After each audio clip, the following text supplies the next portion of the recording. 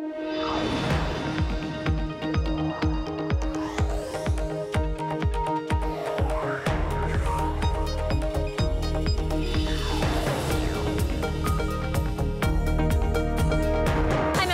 this is Bloomberg Technology. Coming up, higher learning courtesy of Udacity. The online education platform just kickstarted its new Intro to Self-Driving Cars Nano Degree program.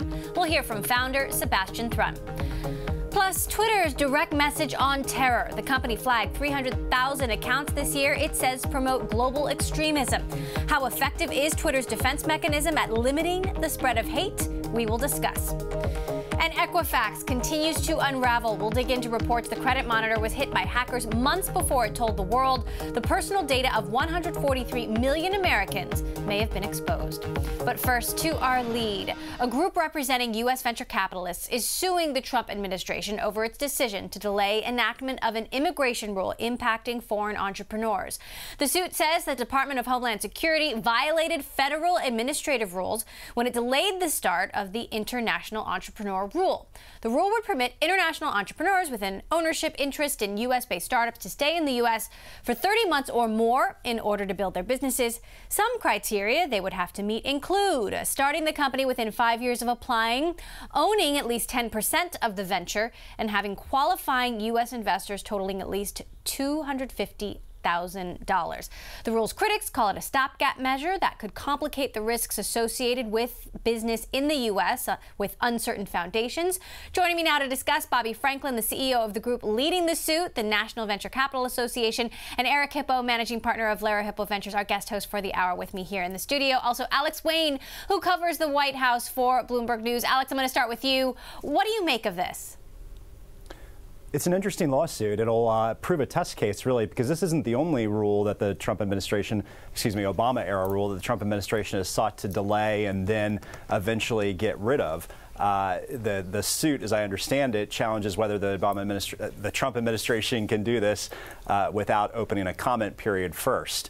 Now, I think it's kind of a weird rule that the Trump administration is trying to rescind.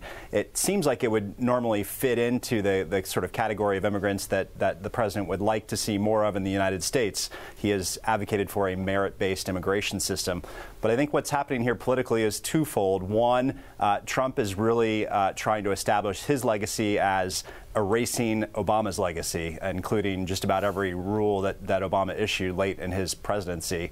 And two, there are serious immigration restrictionists within this administration, people who think there should be lower legal immigration overall. And so by repealing this rule, those folks are probably trying to achieve some of their goals. Bobby, why file this suit? What do you hope to accomplish? Well, we hope to get the rule enacted. We hope to make sure that DHS is in a position to accept applications. Emily, this is about a competition that the U.S. is in with the rest of the world. And other countries are literally rolling out red carpets. You look at Canada, you look at Great Britain, France, Singapore, all across the globe, they recognize that there are talented entrepreneurs. They're trying to attract them to their countries to start and grow this new company on their soil. And what are we doing? We've got red tape. It's not a partisan issue. It's not against President Trump. It's not against President Obama. In fact, both of them have talked about the importance of bringing international entrepreneurs that can frankly get capital anywhere across the globe, bringing them here to our country and making sure that we grow U.S. jobs and the economy. Eric, you're an immigrant, you're an entrepreneur, you're an investor. What's your take? Well, my take is that foreign entrepreneurs coming to the United States is a very desirable thing to do. About half of our companies have at least one member of the original team, the founding team, who is an immigrant. I'm an immigrant. And these are people who make huge contributions to our economy, to our society. And I don't see why we would make it difficult for them to come. And as Bobby just mentioned, they can go elsewhere. They can go to Canada, they can go to France, they can go to other places. We are competing with other nations. Obviously, President Trump's explanation here is creating U.S. jobs, making sure that U.S. workers have a place to work. Bobby, what about the idea that this is merely a stopgap measure anyway, when immigration reform in general is broken? Well, it is broken, and we've been working on this issue for many years. Back in 2013, we had the opportunity to get a startup visa passed through the U.S. Senate, but it didn't make it all the way into law. Each year, we work with Congress to try to get them to pass legislation. There are bills in this Congress introduced by both Republicans and Democrats that would create a startup visa to make it easier for these entrepreneurs to come here and start companies. But in the absence of legislation making it into law, we have to do what we can. And DHS promulgated a rule. They went through comment and notice, and we had a rule ready to take effect July 17th, and 1 week before that, DHS decided to rescind that. We don't think they followed the proper procedure under the Administrative Procedures Act, and it's the only thing that we have to go on right now to try to get more entrepreneurs here in our country. Now, Alex, obviously there have been conflicting messages from the administration when it comes to this, when it comes to DACA, when it comes to immigration reform in general. What are the next legislative steps that we actually expect to see in the coming days and weeks when it comes to, taking action on what the president has signaled? So the priority in the immediate future is to do something about DACA, the so-called dreamers, these young immigrants brought to the country illegally by their parents. Democrats say they struck a deal with Trump to deal with to handle that issue, resolve that issue. I have not heard anything, any kind of a legislative resolution of this issue, entrepreneur immigrants. So I would not expect that to be tackled by Congress in the near future, if at all. Perhaps it could be part of a comprehensive immigration bill, but that's way in the future. That's not even under consideration right now. So, Eric, have any of these moves impacted your entrepreneurs in any way? I mean, are people nervous? Are they changing their plans? Well, by definition, we back people who are here legally, who are with a visa or because they're here under whatever form. So, but the community is nervous. The community is saying, I was welcome when I came here, and this is my dream. My dream is the United States. It's why I'm here. Why is this changing? Why am I not part of this great community? So there's a great degree of anxiety within the community. All right, Bobby, any response to the lawsuit so far? Not yet, but we'll take the next steps. We'll likely file an injunction to try to get DHS to move forward. Stay tuned. All right, Bobby Franklin, CEO of the National Venture Capital Association, Alex Wayne of Bloomberg News. Thank you both for joining us. Eric Hippeau, managing partner of Lerer Hippeau Ventures, and my guest host for the hour. You are sticking with me. All right, a story we are watching. Twitter announced the appointment of Patrick Pichette to the company's board of directors as a new independent director. Pichette, of course, served as CFO of Google from 2008 to 2015. This move is effective December 1st. And in a separate move, Hugh Johnson will resign his seat on the Twitter board effective October 1st. Johnson has accepted a new director role on the board of directors at Microsoft. Coming up, Udacity has partnered with Lyft to work on self-driving technology. We'll hear from Udacity founder Sebastian Thrun about the deal and the future for autonomous cars next. And Bloomberg Tech is live streaming on Twitter. Check us out at Bloomberg Tech TV, weekdays 5 p.m. in New York, 2 p.m. in San Francisco. This is Bloomberg.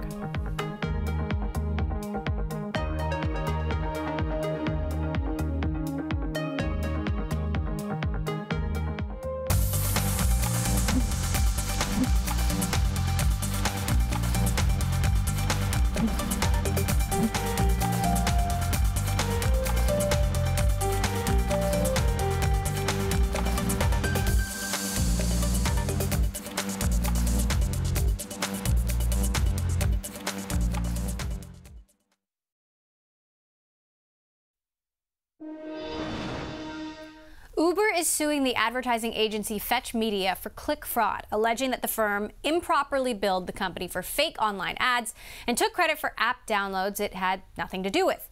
Fetch is owned by Japan's Dentsu, the world's fourth largest advertising company. As part of the suit, Uber plans to seek at least $40 million in damages, according to people familiar with the matter. Well, TechCrunch Disrupt 2017 kicked off this week in San Francisco, and one person in attendance, Udacity founder Sebastian Thrun. Udacity, an online learning platform, just announced it is opening registration for a new Intro to Self-Driving Cars Nano degree. This is alongside a new partnership with Lyft, which is funding 400 scholarships for the program. Udacity founder Sebastian Thrun joined Bloomberg TV from the event earlier and discussed the partnership.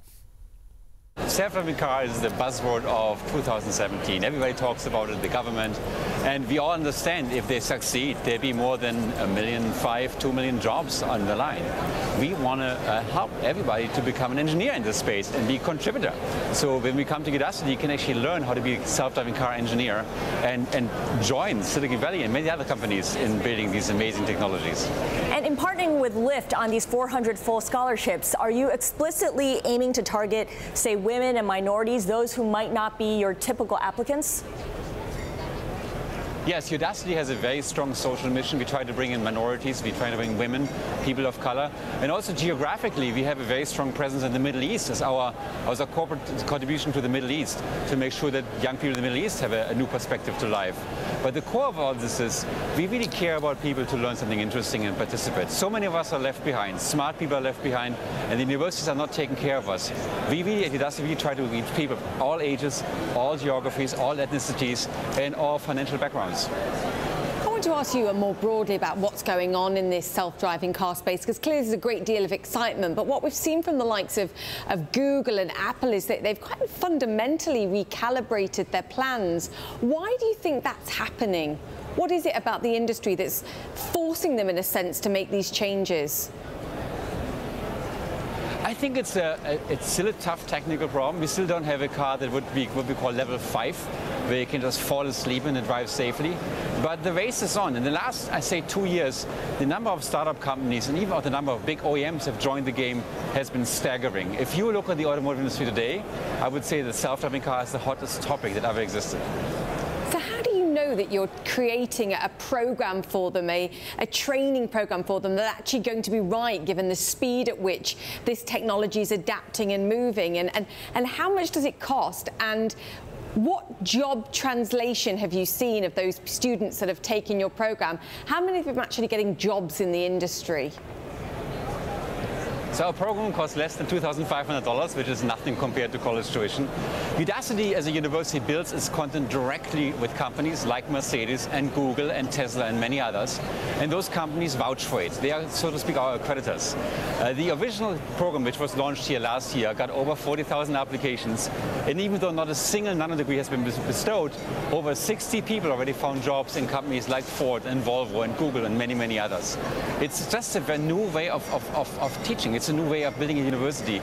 We strongly believe the companies that hire our graduates are the ones who should be responsible for the syllabus and help us making it perfect. Are you going to be signing up with the likes of Tesla, potentially Apple in the future, to provide them with talent in order to facilitate the growth in this industry, do you think? Is that your plan? Yeah, and that's what we've been doing all along. So when you come to Udacity and learn, say, about deep learning, artificial intelligence, it's really hot topics. The people instructing you are from IBM, they're from AT&T, they're from Google, they're from Facebook, leading companies in this space. We see ourselves as a platform that makes these leading industries give them a voice in education and reach people, so that when students take those classes, they eventually have a really good chance finding a job. I should say, we've been operating for many years now. We recently did a survey among our students, and roughly half of our students find a new job, half our graduates, within the first 6 months of graduation. Sebastian Thrun there speaking with Bloomberg TV from the TechCrunch Disrupt conference in San Francisco. Coming up, the biggest cities in America are bidding to be the next location for Amazon's second headquarters. So which locales are at the top of the tech giants' lists? We will discuss next. This is Bloomberg.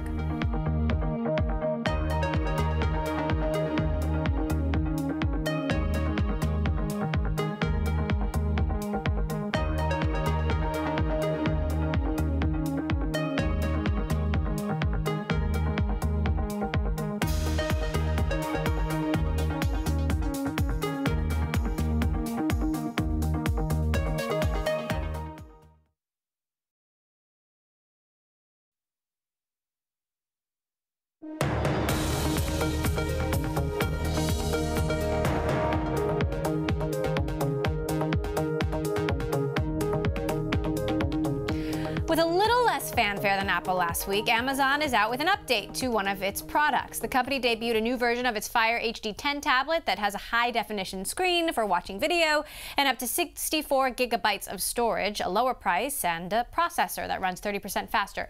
The most significant new feature, though, is hands-free voice control, which lets users do similar acts like the Echo speaker introduced earlier this year. It'll be available next month. Amazon is still on the hunt, meantime, for a city that could be the home of its second headquarters. If New York City secures the bid, Brooklyn could be the big winner. The $5 billion corporate compound is expected to create 50,000 jobs over the next 15 to 17 years.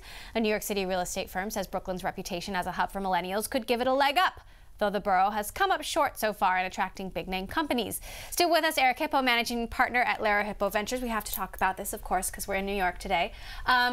What do you think the likelihood is of Amazon ending up here? Well, we would love it, obviously. 50,000 tech workers or quasi-tech workers in Brooklyn, that would be fantastic.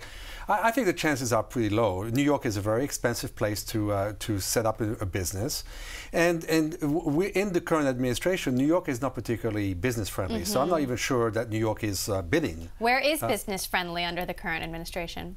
Well, no, I was talking about the local administration, but I think that that New York should be looking for those kinds of opportunities, because those are the kinds of jobs that are higher paying, that are information based, etc., that we need. But I don't know that the city of New York is actually even actively looking at attracting Amazon. So what do you think Amazon should be looking for in a second headquarters? Since it can't build out its headquarters in Seattle, they're at capacity. What should it be looking for elsewhere? I think it needs a city or a place where there is a lot of higher education, a lot of young people that who are looking for the jobs of the new economy, and a business-friendly environment. We do have a soundbite from the mayor of Philadelphia. Obviously, a lot of cities competing for this now. Take a listen.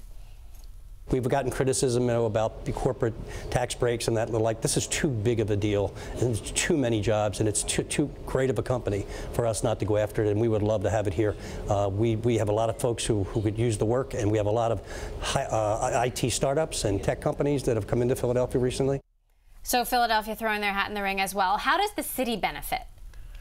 Well, you do have to give them some tax breaks, I imagine. But on the other hand, you're providing 50,000 really good-paying jobs of people who will pay taxes themselves and who will buy local products and services. So it's a definite plus for a city. New York just opened the Cornell Tech, and Bloomberg is very much involved with that. So it would actually go really well with attracting the headquarters or the second headquarters of a big tech company. And I wonder if New York would do a good job of attracting younger talent. I mean, who doesn't want to move to New York? Right? Exactly. New York. Well, that's why I'm in New York. Most of my companies are here. It's a great place for startups. Most people love to be in New York. There's a lot of diversity and a lot of things to do. But the city needs to have a plan in place to be able to attract a company like Amazon. How would you describe the evolution of New York's tech scene? I mean, obviously, it's always played second fiddle to Silicon Valley to a certain extent, though many of the big tech companies have offices here as well, and the scene is changing. How much closer is Silicon Alley to Silicon Valley these days? Well, today, Silicon Alley, or New York, is the second largest center of technology in the United States, one of the largest in the world. What New York does, what it's good at. New York is good at software development. New York is good at applications and services. We're not going to be reinventing the plumbing of the internet. We're not going to create the next generation of routers. However, we're starting to see robotics companies. We're starting to see, all kinds of companies in all kinds of sectors, because we have access in New York to the same technology that people in Silicon Valley have.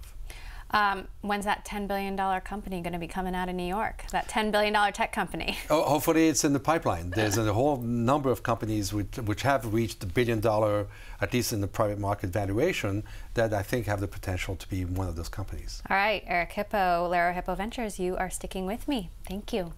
Speaking of Sprint and T-Mobile, Masayoshi Son, Sprint's chairman and CEO and founder of SoftBank, sat down for a wide-ranging interview with David Rubenstein, co-founder of the Carlyle Group, on a show Peer to Peer. Rubenstein started by asking Son if he thinks the deal will get approved. I don't know, but it's their decision. But I think it makes sense not to have just a two duopoly with such a big market share and making ton of profit, and two little ones. So instead of two gigantic oligopoly, three real fight is a better competition. That's my belief. But at the same time, we have another company as a possibility that we may consider to do it. So we have not decided one or the other. We are looking at in parallel. Masayoshi Son there, Chairman, CEO, and founder of SoftBank on the David Rubenstein Show, Peer-to-Peer Conversations. That airs on Bloomberg Television. Coming up, another twist in the Equifax breach. New revelations: the company was hacked 5 months before it was revealed to the public. And if you like Bloomberg News, check us out on the radio. You can listen on the Bloomberg Radio app, Bloomberg.com, and in the U.S. on SiriusXM. This is Bloomberg.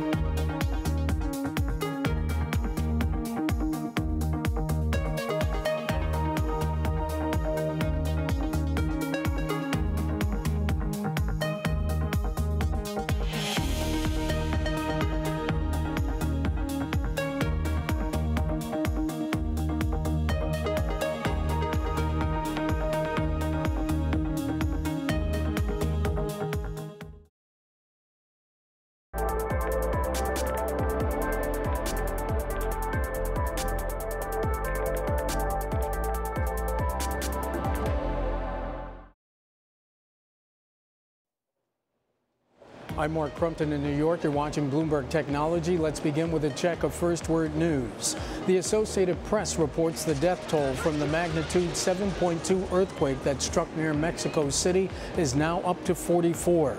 It's Mexico's second major earthquake this month. President Enrique Peña Nieto, who attended the UN General Assembly in New York, is returning to Mexico. Meanwhile, officials say one person has died on Guadalupe after being hit by a falling tree. It's the first death reported in the Category 5 Hurricane Maria. At a meeting with the Emir of Qatar, President Trump denied reports that he warned Saudi Arabia and the United Arab Emirates against taking military action in Doha. That's after reports both Gulf nations were looking to remove the Qatari regime. The Saudis and neighboring allies broke off diplomatic ties with Qatar after accusing the country of sponsoring terror. The U.S. Senate held a confirmation hearing today for John Huntsman, President Trump's nominee to be ambassador to Russia. Huntsman took a firm stance against Moscow for its interference in the 2016 U.S. presidential election. There is no question, underline no question, that the Russian government interfered in the U.S. election last year, and Moscow continues to meddle in the democratic processes of our friends and allies. Republicans and Democrats on the Senate Foreign Relations Committee say Huntsman is highly qualified for the job. British police have arrested a third suspect in connection with the bomb that partially exploded on a London subway last week. Authorities say they arrested a 25-year-old man in Wales under the Terrorism Act. Two other men arrested over the weekend are still in custody. Global news 24 hours a day, powered by more than 2,700 journalists and analysts in over 120 countries. I'm Mark Crumpton. This is Bloomberg. It's just after 5:30 p.m. here in New York, 7:30 Wednesday morning in Sydney. My colleague Paul Allen has a look at the markets. Paul, good morning.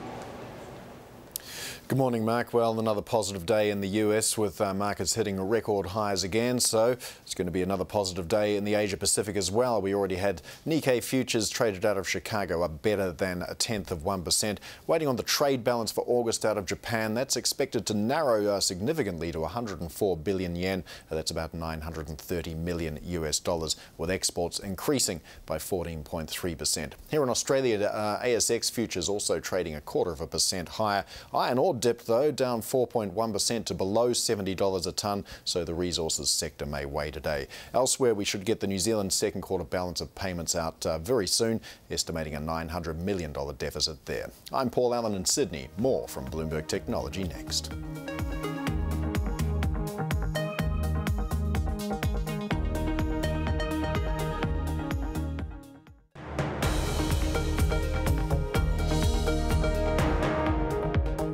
Welcome back to Bloomberg Technology. I'm Emily Chang. Now to a story we are following. There's more bad news for Equifax, the credit monitoring company that revealed that they also suffered a major hack back in March, nearly 5 months before the date it publicly disclosed. The company claims that this breach was not related to the July 29th hack that exposed the sensitive data of 143 million customers, a breach that it did not reveal until September 7th. Now, after Bloomberg reported on the March breach, the company said it experienced a security incident involving a payroll-related service during the 2016 tax season. The company also revealed that 100,000 Canadian customers were affected by the September 7th breach. Joining me now to discuss the latest in this ongoing saga, Bloomberg's Mike Riley, and still with us, Eric Hippeau, managing partner at Lerer Hippeau Ventures. Eric, you are shaking your head. Mike, it is so hard not to read these stories and not get incredibly angry. It just gets worse and worse. What do we know about this new breach and how much they knew before they told the public? We don't know a lot because they're not being particularly clear about what they knew, but we do know a couple of important things. One is that they had a major security investigation going on starting in March and going through May. They hired Mandiant, the same cybersecurity firm that they brought back in July, and they were doing a pretty extensive investigation for 3 months. Now, a company like Mandiant, that's a pretty expensive prospect. But the most interesting thing, if you look at their timeline of the July incident, the one that they found out about July, is the hackers, even though they found out about the theft of this data in July, when they did the investigation, when Mandiant came back in, they discovered that the data was stolen in May, which would have put it right in the middle of this earlier investigation. So there's a question of like why that wasn't found, how you could have a company like Mandiant examining your networks and other things and just miss the presence of a hacker in your network and the theft of this kind of data. It also raises just questions about what the executives knew when, whether they knew that the company was having multiple security problems at the time they did trades in May and in late July, early August. So again, it raises just all sorts of questions. And one of the things that's clear is, when a data breach like this, you want to be as transparent with the public as possible, and you want to do it as early as possible. And we just keep getting a trickle of new information almost daily now. It feels like a mess, and it feels like they're not being transparent at all. I mean, Eric, you probably have a credit card, right? You're probably among the 143 million people, just like everyone else. Well, it's shocking to me that, first of all, that the CEO of that company is still the CEO of that company. I don't understand what the board of directors is doing. But I think what we're realizing here is that our data is ending in these credit service bureaus without us knowing about it. I mean, we suspect, of course, we get a credit score and all that, but they collect very sensitive information about us without really our authorization. So the least you would expect is that the most important job that they do is to maintain that data safe. If you have information on the majority of American citizens, you have to expect that the whole hacking world is going to come after you. Right. That's your one job, is to make sure it's protected. And as your colleague just pointed out, if there's any kind of breach, then you need full transparency, because how are we possibly going to be able to trust those people again? So, Mike, you are getting new information about the motivation of these hackers, potentially that they were interested in getting into the big banks. What more do we know about the end goal of these attacks? Well, again, we don't know a lot because the company isn't telling us a lot, but keep in mind, one of the things we just know is that if you have hackers in your system, and a system like Equifax, they're probably not just going to look for one thing, even something as valuable as Social Security numbers and birth dates on 143 million U.S. consumers, because Equifax serves a really key part of the financial infrastructure of the country in general. It has direct links between its system and the bank systems through APIs. And one of the things we did find out is that there's evidence that the hackers, some hackers, use those APIs to get into at least one major bank in Canada. Now that raises all sorts of questions about what else the hackers did with their time in Equifax. I mean, keep in mind, again, that by their own timeline, they discovered the breach at the end of July, but the hackers had been in there since at least middle of May. And when they took the big stash of data, what were they doing over the next 4 months? That's the real question. Equifax did announce the retirement of a couple of senior executives, but there's still a lot of questions surrounding this share sale, this executive share sale that happened. I mean, how is this fitting into the timeline of what we think they knew when? Well, it raises some really interesting questions, and their timeline is very specific, but it doesn't have much wiggle room. Basically, what they're saying is they learned about the hack on July 29th. The share sales, like one group of share sales happened at the beginning of August, but there's a handful of days, 2 or 3 days, between the time they learned and the time that sale occurred. They are basically saying that the executives didn't know about the hack in the span of those 3 days. And even the people we've talked to who work at Equifax say that just seems really unlikely. I mean, a company like this has a protocol for what they do when they're hacked, and that protocol entails briefing the executives within a short period of time, and certainly not 3 days. So it does raise a lot of questions. We do know that the U.S. prosecutors have opened an investigation into those sales because they want to find out what those executives knew when and whether or not they violated insider trading laws. And so that last question, so what is the recourse for consumers here? Well, so keep in mind, this is a very different tack than, say, Target, because credit card numbers is a temporary thing that you can just cancel and reissue. What these hackers potentially got was very specific data that's at the center of our financial identities: birthdays, social security numbers, and other things. This is something that could be used to steal our identity, any time over the next in the next decades, over our lifetimes. So consumers can do short-term things. They can get credit monitoring that Equifax is offering for free. They can also try and freeze the access to their credit reports, which is typically a hard thing to do in a short-term measure. But what do they do 2 years from now, or 5 years from now, or 10 years from now, when this data is still being used to steal identities? Devastating. All right, Bloomberg's Mike Riley, thanks. Can't wait to see the scoop you bring us tomorrow. Eric Hippeau, my guest host for the Hour of Lerer, Hippeau Ventures, you are sticking with me. All right, well, Alibaba is said to be planning to invest up to $150 million in Best's IPO. The Chinese logistics provider is seeking as much as $495 million after it reduced the price range and existing investors decided not to sell stock. Alibaba was already Best's biggest shareholder before the IPO with a 23.4% stake, according to a regulatory filing. Coming up, the chairman of the Senate Intelligence Committee is planning to call Facebook before a hearing to discuss Russia's meddling on the platform leading up to the U.S. election. We'll discuss next steps next. This is Bloomberg.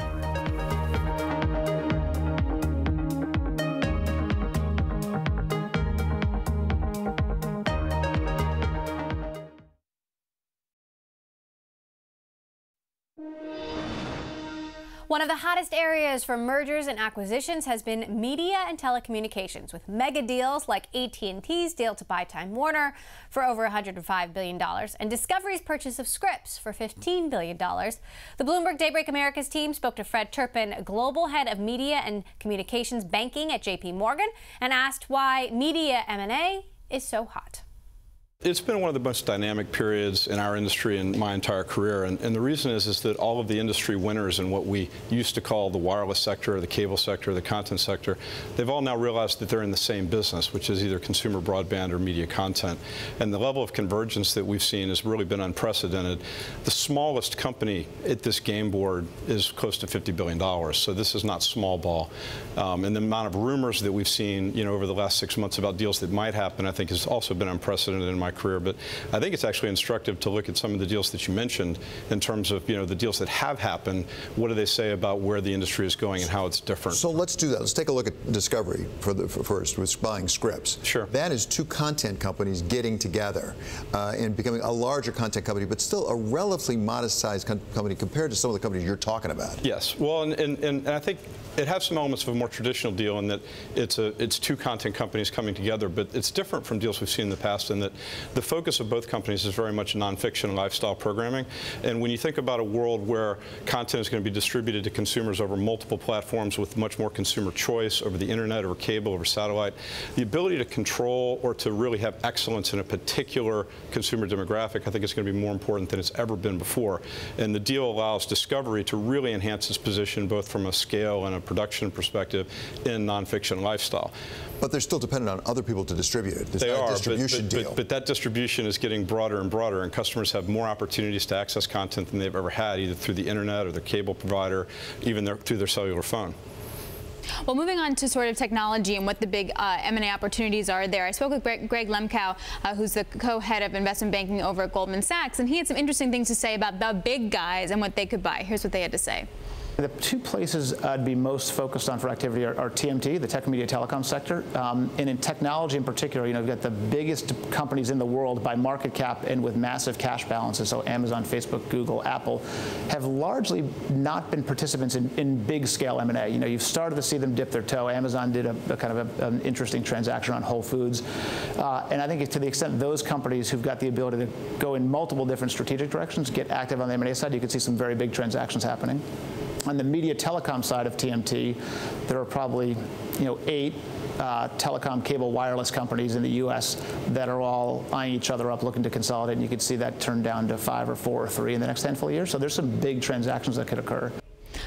I'll let David handle the media part, but for the tech part, I mean, we've been used to seeing the smaller kind of add-on deals in the space. I mean, are we going to see the big guys making big acquisitions? Well, I think the big guys that you're going to see continue to think about consolidation are really the communications companies that he referred to. I mean, in the AT&T transaction for Time Warner, I think is an example of that. 5 years ago, we would have thought a communications company spending $100 billion on content would be very unusual. But today, it doesn't seem that way, because what's most important today is to maintain consumer engagement and advertising engagement, which is what the internet companies have been very good at. And to the extent that AT&T is able to expand its brand portfolio and leverage that across its satellite distribution, its wireless distribution, and its terrestrial distribution, it gives it more opportunity to engage with customers and to be more relevant to advertisers in the same way that Google and Facebook and some of the companies that Greg mentioned are. So where is your pipeline strongest? I would say it's as busy as it's ever been. We're seeing a level of strategic dialogue across all the sectors that we cover that's probably unprecedented in my career. The challenge is sometimes there's more smoke than there is fire, and obviously every day the media has a new rumor about another $100 billion mega deal that's being rumored, and by next week it'll be a different one. The challenge that we have is, and Greg mentioned, the companies, if there are 15 or so companies that are going to basically determine the future of consumer broadband in America, the smallest one is $50 billion. And more than half of them are controlled and run by a founder CEO. And so, these are folks who have been massive winners in this Game of Thrones for the last 20 years.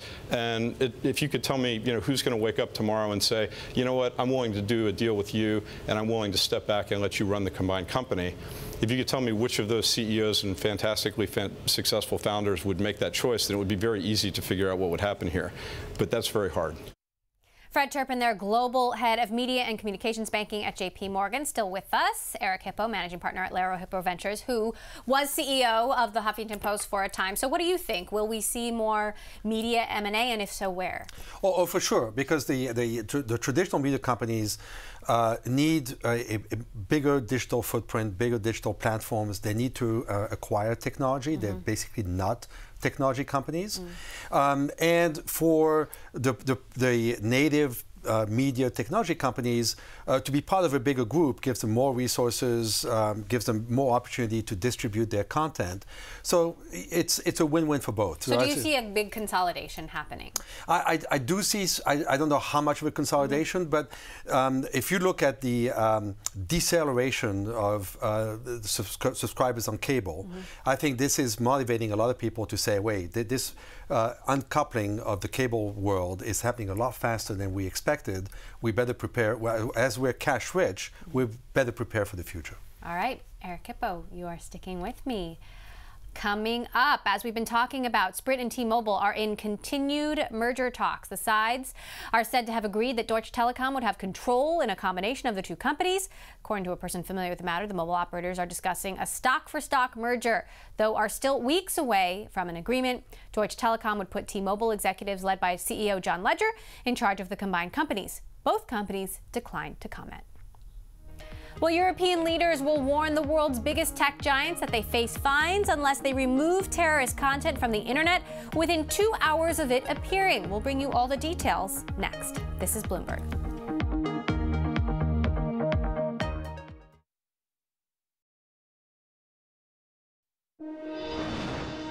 Now to a story we continue to watch. The Senate Intelligence Committee expects representatives of Facebook to testify at a public hearing examining Russia's use of social media to influence last year's U.S. presidential election.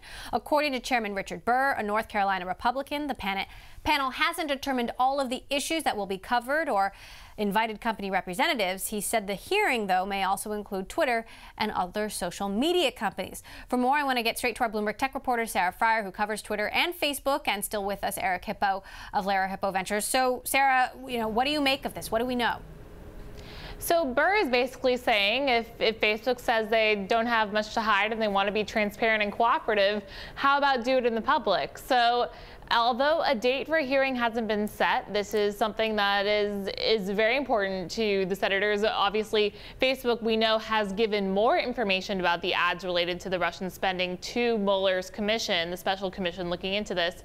So we are very much looking forward to anything that we can hear in the public eye. So does this mean we could see Mark Zuckerberg or Sheryl Sandberg testifying before Congress? Yeah, absolutely. I think that could be a possibility. We could also see perhaps Facebook's head of security, anyone who might have more specific information about how this looks, maybe that they're looking into it on a granular level. But nothing's been confirmed yet. Eric, what's your take on this story? My take is that the issue is actually bigger than just a Russian hack or whatever. I think we're entering a new relationship with our big tech companies. We, for years, have left them alone. It was a completely laissez-faire attitude because we want them to grow and we want them to innovate. But then suddenly it's dawned on us as a society, as users and as government, that they're really not transparent. They're not. They're not telling us what they're doing. They change their algorithms without any thought or any other expectations. They deal with our data in ways that, for instance, we just learned that they allowed people to target racists and white supremacists. How is that possible? So they hide in some ways behind this notion that they're just a utility, that they're not responsible for the content, they're not responsible for how the platform is being used. And I think that society, as users and as government, we're now saying that can't be true. You have to have responsibility, you have to take charge of what's going on your own platform. Sarah, another story that just crossed, European regulators are going to be telling tech companies that they are going to be fined if they don't take down terrorist-related content in a matter of hours, which I wonder, A, is that possible, and what might the reaction be? I think that's absolutely going to be something that the companies will say is very difficult. Of course, Twitter today announced that it had removed a few 100,000 accounts from ISIS. 300,000 accounts that they removed. That's a lot. That's a lot. It's 20% less than this time last year, but maybe that means that they're doing something to address the issue. The problem the European regulators say is that they want the companies to address this content within 2 hours of when it goes up. That is very difficult for something. Facebook has more than 2 billion users now, and it's very difficult for them to police all that content. What the UN wants to do is get these companies to start thinking about this at a technological level. Is there a way that they can address this issue at scale without having to hire thousands of contractors to pour through this, or is that just an impossibility? And yet it's a problem, obviously, they've known about for a long time. Eric, do you think it's fair for them to say, We can't do it. It's too big. No, it's not. And the palliative, the measures that they've taken so far don't seem to be working that well. Facebook has added a few thousand curators. There's more technology, etc. But they're not doing enough, and they're certainly not reassuring us that they're doing enough on this matter. Facebook, though, did say that they are hiring 3,000 extra workers to flag content. Go ahead, Sarah. We have 30 seconds. I see that 3,000 workers cited in every post from Facebook on a problem they're trying to address. Those 3,000 workers are dealing with ad fraud, fake news, hateful content, violent video, all these things. It's very interesting how much they're able to cope with. Well, they have a lot on their plate, apparently. Sarah Fryer of Bloomberg News. I know you'll keep us posted on all these stories. Eric Hippeau of Lerer Hippeau Ventures. Thank you so much for joining us today. Yeah, my pleasure. Great to see you here in New York. Thank you. And thank you all for watching. That's it for today. This edition of Bloomberg Technology. This Wednesday, tune into Bloomberg TV for an unprecedented gathering of world leaders and international CEOs, all at the Global Business Forum. We will have Jack Ma right here on Bloomberg Technology.